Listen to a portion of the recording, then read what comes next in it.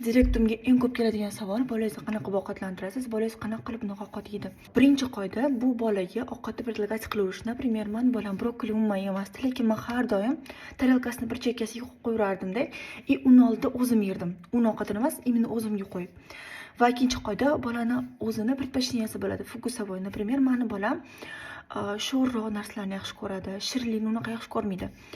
Va определенный ovqatlarni yaxshi ko'radi. Например, eng yaxshi ko'rgan ovqati bu birinchisi Kidspace'dan shunaqa pelmenilar. Bu har xil bo'ladi, kuritsa bo'ladi, krolikli bo'ladi. Bozordan krolik olib kelib, bundan ovqat pishirishga bir xilda vaqtim bo'lmaydi va shunaqa paytlar shunaqa pelmenilar beraman. Krolikka foydasini o'zi bilsanglar kerak. Akkauntimda bu haqida videolarim ham bor. Va ikkinchi Mustafoning eng yaxshi ko'rgan ovqati bu kotletalar.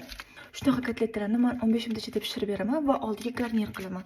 Va har doim ovqatining ichida har xil salatlar yoki brokkoli yoki bodring nimadirlar bo'ladi. Aytdim, ovqat berayotganda e'tibor beringlar, bolalar nima yaxshi ko'ryapti, nima yaxshi yeyapti, shu narsani bolalarga taklif qilinglar. Men har doim Monodelkamda shu narsa bo'ladi. Chunki bilaman, что bolam ovqat yemagan paytda shu narsani men pishirib beraman. Chunki men bilaman, bolam nimadir ovqat yegisi kelmasa, men pishirgan ovqatda har doim shu narsani olib men pishirib beraman.